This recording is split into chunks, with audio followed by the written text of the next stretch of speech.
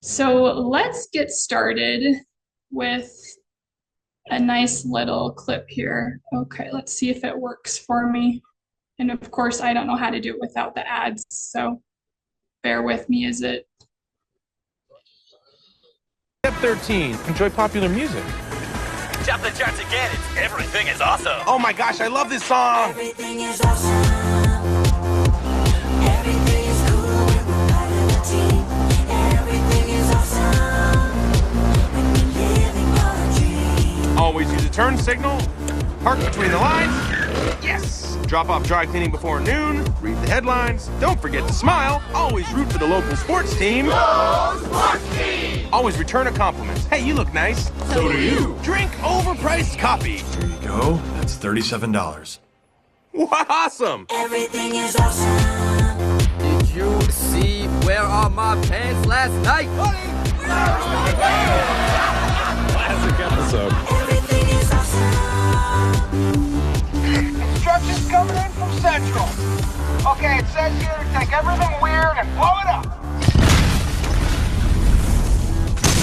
All right, Silverhead. Let's make it look exactly like it does in the instructions. Hey, buddy, I need a 1x2 keyhole. No problem, Michael. 2x2 macaroni over here. 2x2 macaroni flying in. Here's one, Mel. Cheese floats! Cheese floats! Come on, everybody! After that, Roger. Coming at you. Can I get a couple LARPs over here? Thanks, Gail. Hey guys, watch me drill this down. Everything is cool when you're part of a team. Everything is awesome. Have you heard the news? Everyone's talking. Life is good because everything's awesome. Man, I feel so good right now. I could sing this song for hours. Everything is awesome. When you're part of a team. Woo! All right, let me go back to the. Okay. Oh.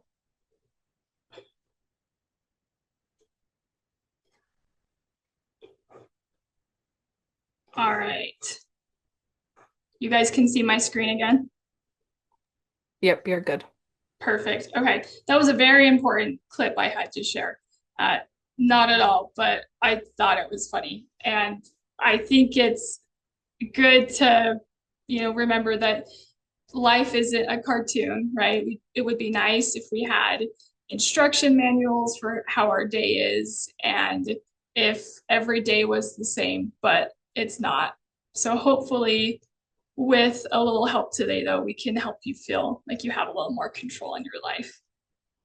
So to start off, I have a question. So you guys can put this in the chat, or if you feel like being vocal. Does anybody know where this is? The airport. The airport. Perfect. Thank you, Holly. So this is one of the new connectors to the gates at the Salt Lake City airport. And me thinking very positively last time I was there walking, I just thought, wow, this is an endless tunnel and the pretty lights and the elevator music are here to distract us from how long this walk is. But yeah, so this is the Salt Lake City airport. And I have a story that I heard for you guys to kind of talk about airports. So let's say there's a person who is going on a trip and you do all that you need to do to prepare for that trip, right? You pack, you get to the airport 3 hours early like you're supposed to, you go through security, you do all that pain, and you get to your gate and they tell you your flight has been delayed. Reasonably, you're upset, right? Maybe you're going on a once-in-a-lifetime trip. Maybe you're going somewhere for business and you have to catch a connecting flight. Many reasons why you would be upset.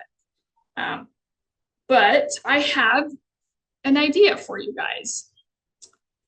You weren't upset the moment that the flight was delayed. That decision was made long before you found out that people who were in power, whether that was because of the weather or traffic and the air, I don't know what delays flights, they made that decision to delay it. But you weren't upset that minute that decision was made. You became upset when you found out about that. So the idea here is we have control over our emotions, right? Over those things that happen to us. So kind of a controversial idea, but let me explain it a little more. So today I'm going to talk about the book Solve for Happy by Mo Godot. And let me tell you a little bit about Mo. So he is, I think he's the former chief business officer for Google, and he is a very successful, wealthy man. He is an engineer, he's got that science brain, and in his book, he tells the story of how several years ago he wasn't happy, and he was chasing happiness through money and all those things that he had the privilege of having in his life. And then tragedy struck. Mo's son, who I believe was 21 at the time, was killed in a surgery that could have been prevented. And Mo decided after that he wanted to share the happiness that his son had in his life, that his son was one of the happiest, most positive people he met, and he wanted to share the message of his son with other people.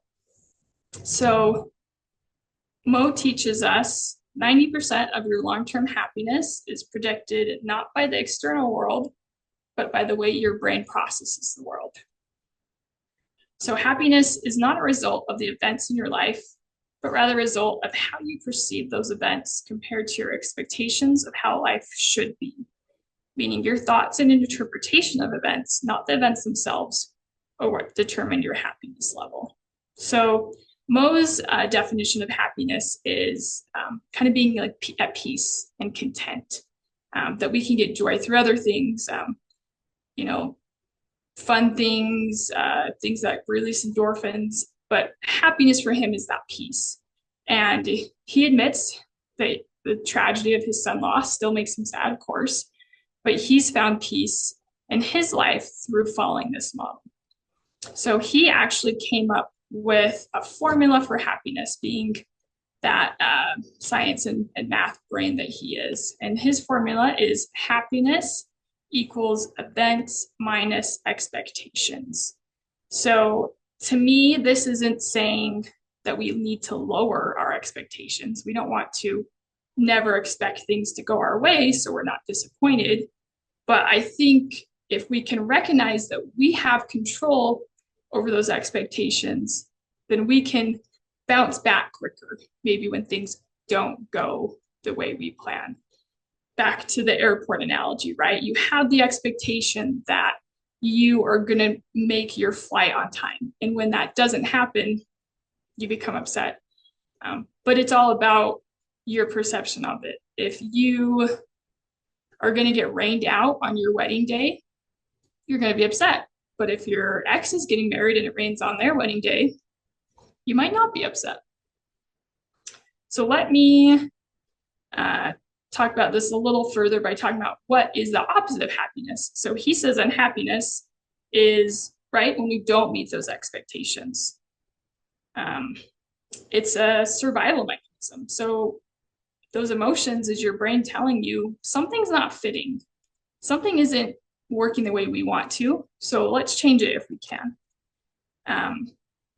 A lot of the time, though, as humans, when we become upset, we want to hold on to that. So if we get a cut, we're not going to ruminate over the cut and decide that I want to feel that pain again. But when it comes to our emotions, a lot of the time we do that.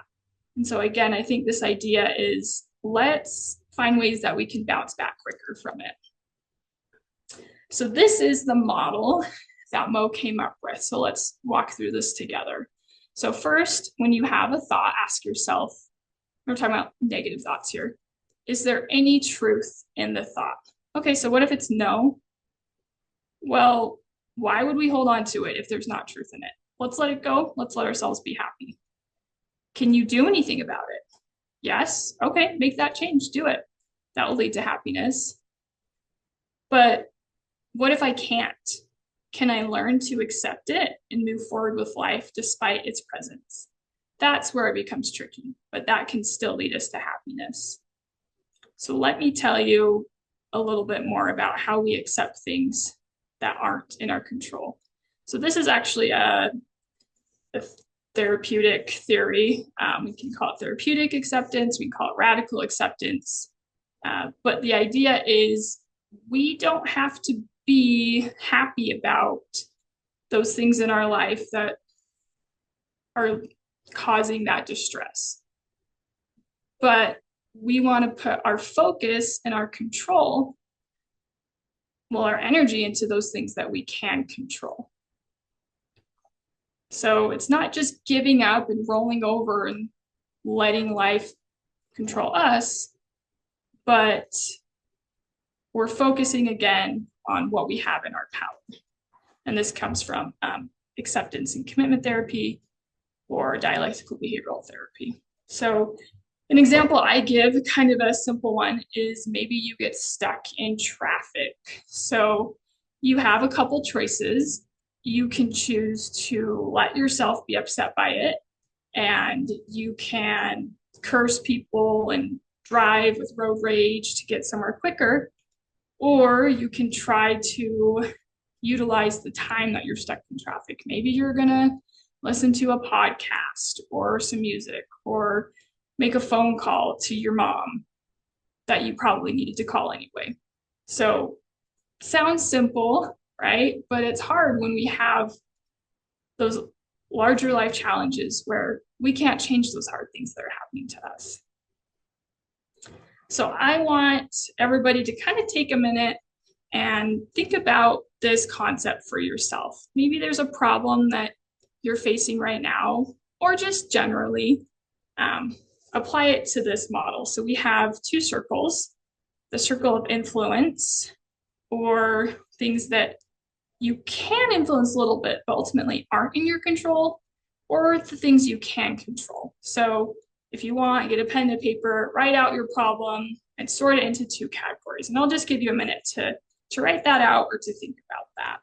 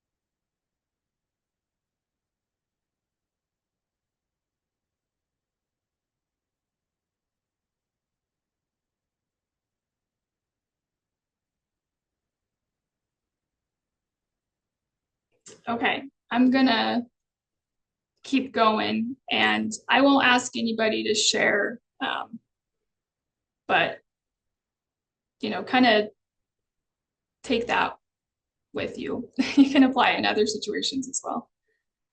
Okay, so ultimately, what I get out of it when I do that activity is I have control over my own self, right? I can control my choices and also my reactions to others, but I can't control other people.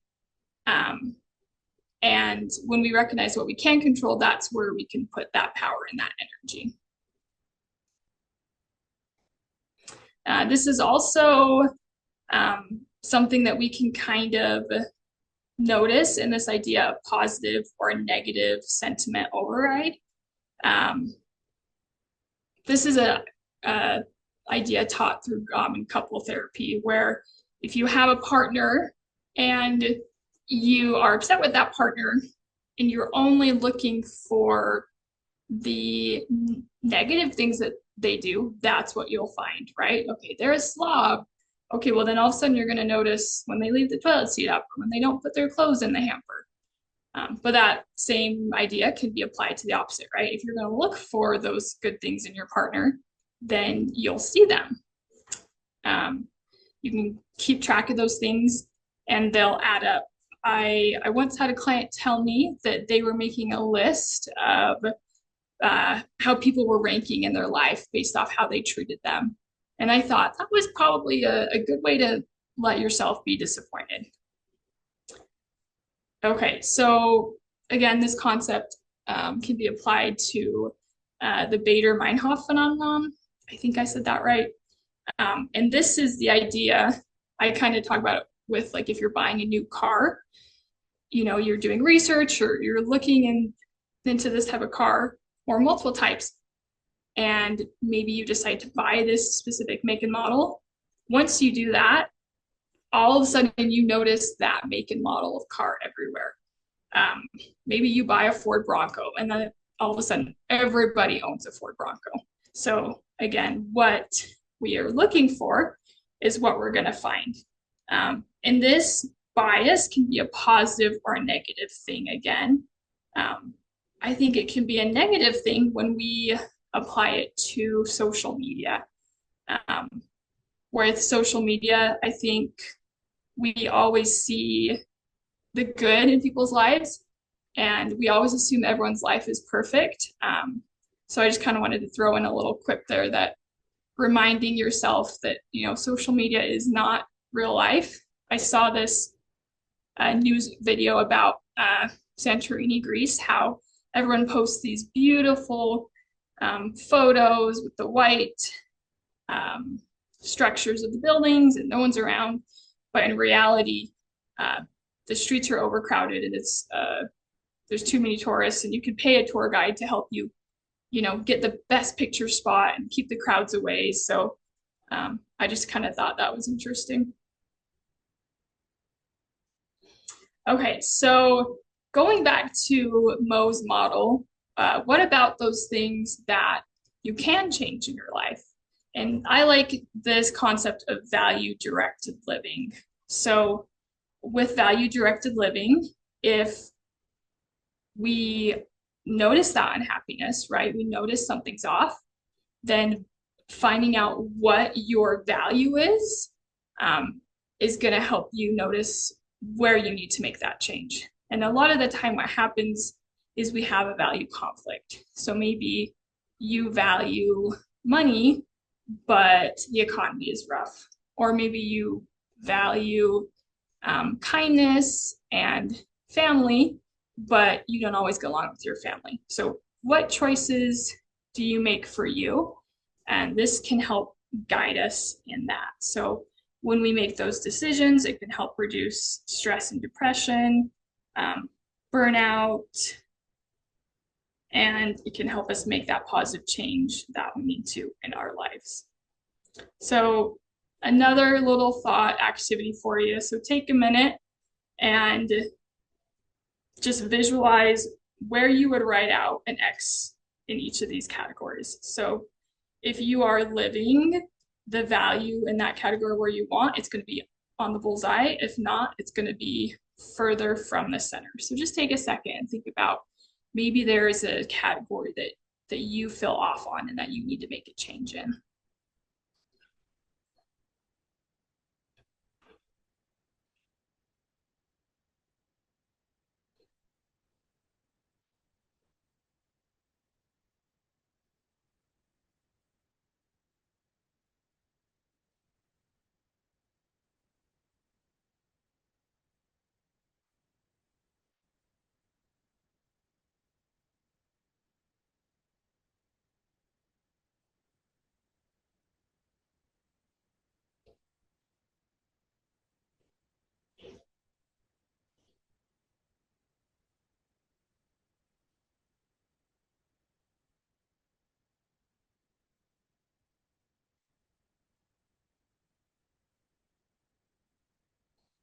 Okay, I'm gonna keep going here. And again, I won't ask anyone to share because that's kind of a personal question. But again, take that with you and maybe something that you want to be working on. Okay, so now we're shifting gears into just random things that help us feel good, right? So gratitude. And I like this quote. We tend to forget that happiness doesn't come as a result of getting something we don't have, but rather of recognizing and appreciating what we do have. So I don't know, maybe I'll open this one up for the chat. What do you guys find helps you be grateful? Or what are ways that you know, find or notice, the positive things in your life?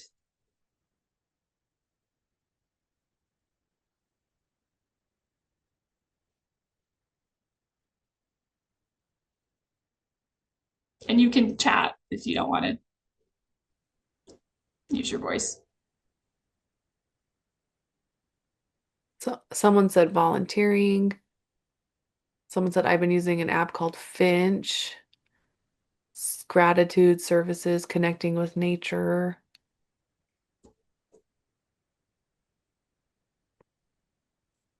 Taking a moment to be present and helping others. Yeah. Yeah, I like all those. I haven't used Finch. I've heard good things about it, though it's a mental health app. It's been described to me as like a little Tamagotchi where you can feed your bird if you're taking care of your mental health. And yeah, right here we even have find ways to serve others. I heard that a lot. So you guys are already practicing this, but these are just some ideas where you can feel grateful, right? Find ways to serve others, set goals, no complaints, no whining challenge. Find 3 things each day that you're grateful for, and recognizing life could be hard, but again, we have control over how we deal with certain things. Okay. Able to laugh at ourselves is very important. Yes, exactly. You guessed the next slide. Oh, I was going to say, I went through a really hard experience. And so I was putting some thoughts on my wall in frames at work. And one of the thoughts was, life doesn't have to be perfect to be perfectly wonderful. And when I got it in the frame, it was upside down. And I actually laughed at myself and I left it that way and hung it on the wall upside down. That's awesome. Yeah, it was meant to be that way, right? It was meant to be upside down. Just to remind you that. I love that. But yeah, so laughter, smiling makes us feel better. Smiling helps other people feel better.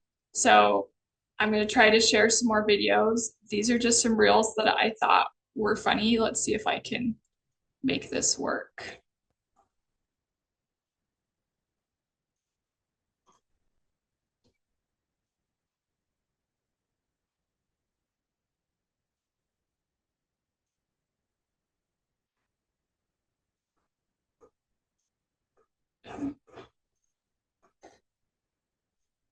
Hold on, everybody. I'm getting ahead of myself. Okay, so let me know if you don't hear this after we watch it. It's kind of small too.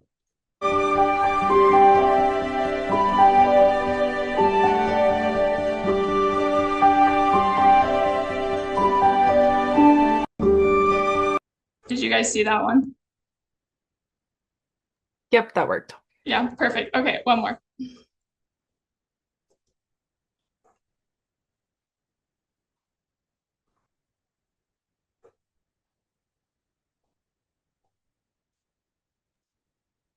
Tammy, you're beautiful.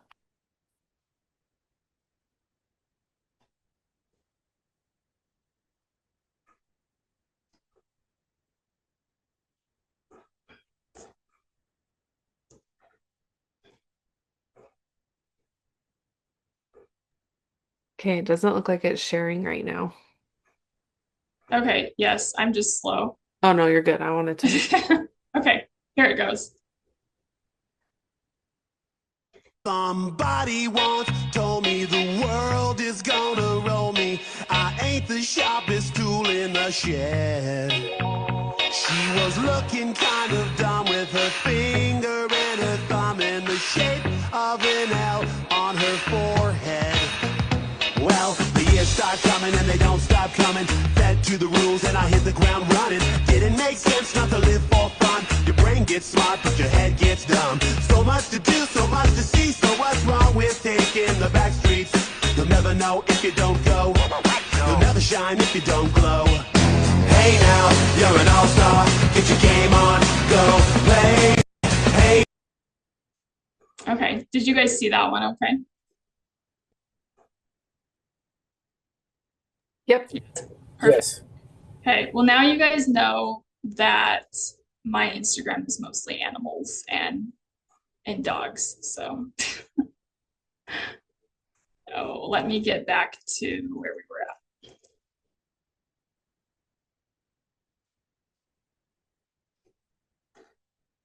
Oh, I need to go.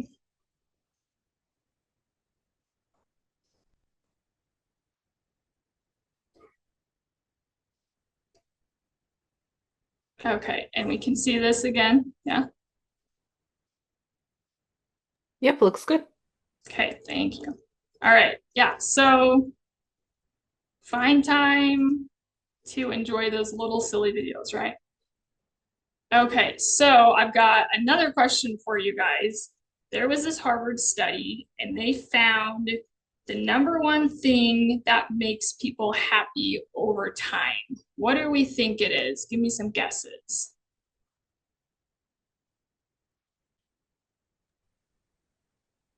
Gratitude and acceptance.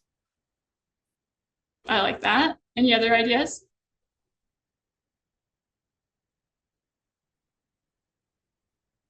Based upon the picture, I would say service. Service. Okay, I think we're getting some chats. Family love, money, connection, relationships, helping others, love, friendship, healthy work environments, service, encouragement. Okay, I think those are all good things. The answer is relationships. So positive relationships specifically. So it says having supportive and nurturing relationships is a buffer against life's stresses and protects overall health. And yeah, I didn't mention this was an 85-year study, so they followed up on this one. Good relationships keep us healthier and happier. People with more robust social connections show lower rates of diabetes, arthritis, cognitive decline, and other chronic conditions. So that was kind of a surprise for me, but it makes sense. And I think that's something that is hard for a lot of us, right? We don't always have the relationships that we want in our life. And I think that's another thing that we can kind of apply to that circle of control. You know, we can't change other people, but I think, you know, as you work on those relationships, you can see those improvements, and hopefully that can bring more happiness into your life. Okay, just some other random benefits of a positive attitude: more success in school, work, and activities, superior health, less anxiety and depression, resiliency and hope, emotional health, increased longevity, more satisfied with relationships, less stress, increased resilience, especially to negative events, and surprisingly, earning more money. Okay, so I actually kind of sped through this presentation, so we'll do questions in just a second here, but I just wanted to share, you know, that I try to practice what I preach over here. I've definitely been someone who's struggled with negative thinking and still struggles with negative thinking on the regular. But in the past, I've been one of those people who puts a cap on my happiness. I'll be happy when maybe I graduate college, or when I get that next job or that next raise, or, you know, maybe for you, it's when my kids are grown up, or, you know, when my mother-in-law stops doing that certain thing, right? So it's easy to put those labels on our happiness, but, you know, I can say for myself that you can find happiness even when things aren't going the way that that we always want them to. So yeah, I'm going to open it up for questions since we've got some time. And thank you for listening to me talk today. Okay, I haven't seen any questions come through the chat. So if you have any, you can send them in the chat now, or you can unmute yourself, whatever you would like. But thank you guys for all being here. This was great. And thanks for doing this, Sarah. It was great. Yeah.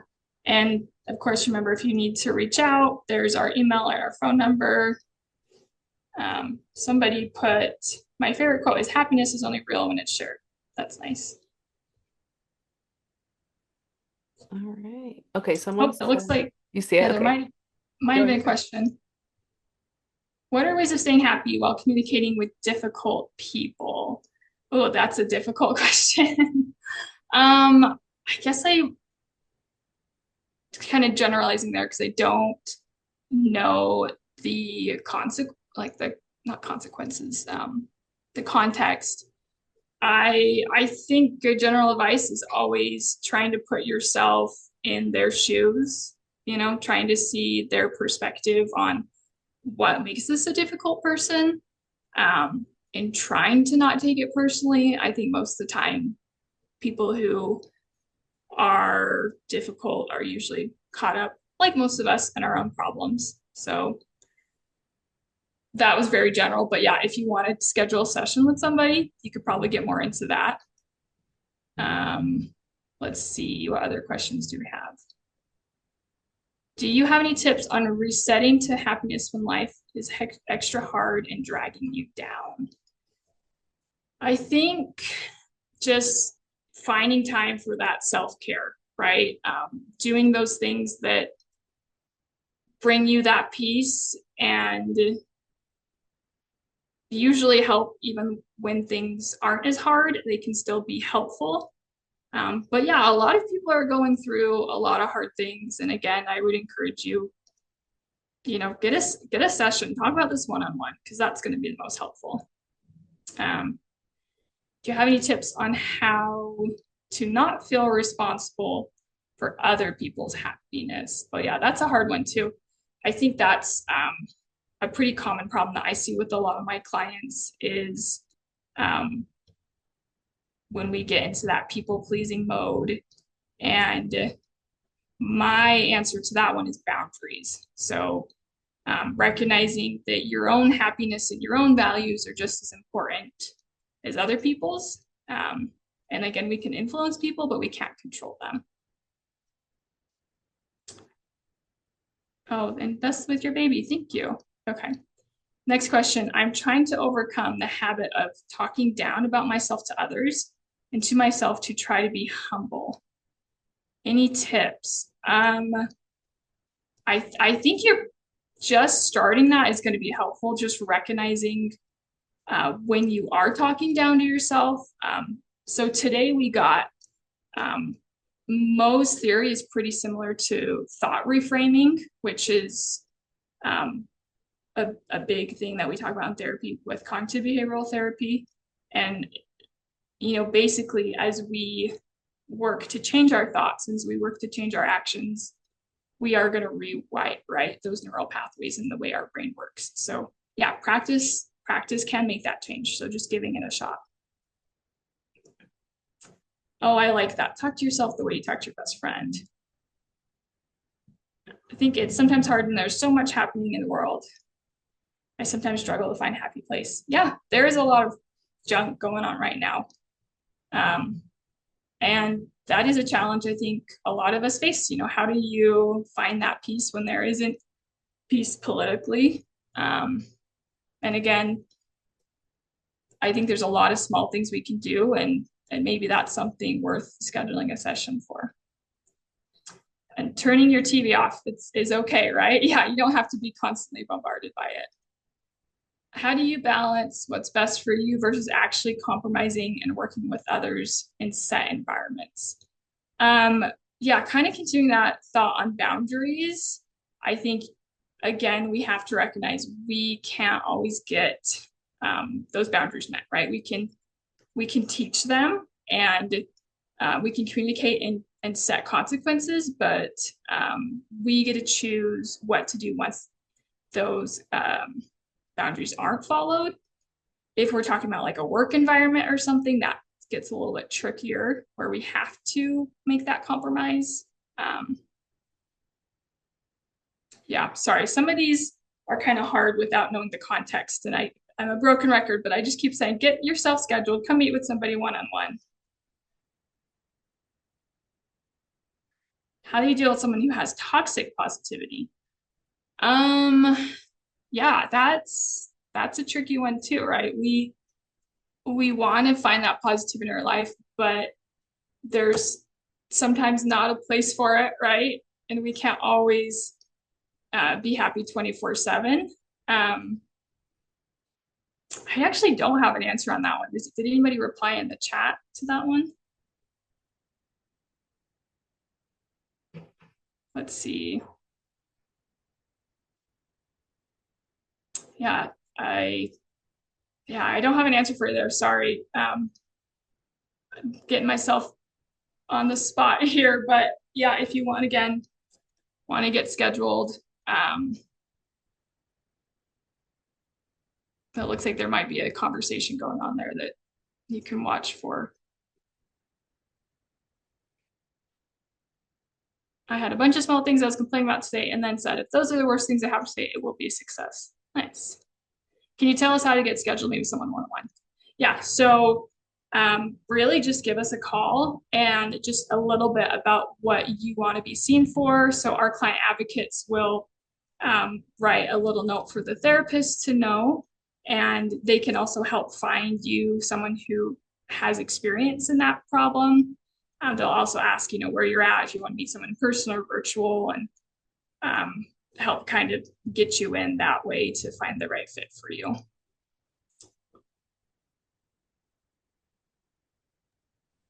All right, it looks like everyone's just kind of talking about some of the challenges we're dealing with. So I think I'm going to end it there. But yeah, thanks for following along with me, guys. Sorry I don't have answers to all of your questions, but like I said, with a little bit more context, sometimes it can be more helpful. So, but thank you all for listening, and yeah, definitely reach out if you have any questions. So Awesome. Thanks, guys. yeah. We appreciate you. And I will, like I said, send you this recording later, probably next week. So just watch for that to come through. Have a good weekend, guys. Thank you.